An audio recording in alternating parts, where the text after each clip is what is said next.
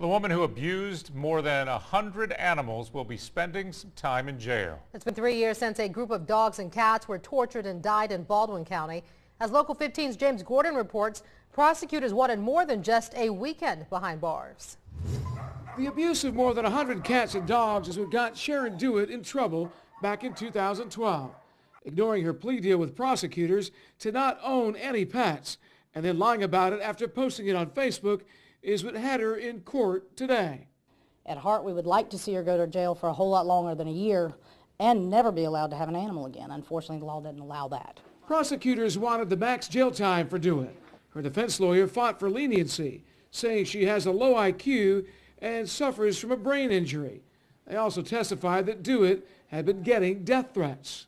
To take a woman who has a mental disability, who's lost her mother, and to make anonymous death threats is cowardly and despicable.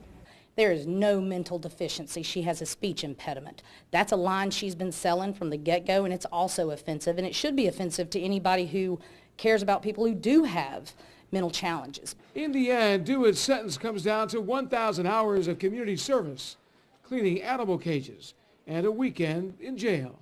And I particularly like the fact that he told her that she should know what it's like to sit behind a cage. And nowhere near good enough, because you have to deprive her of food and water, like they said, to make it real.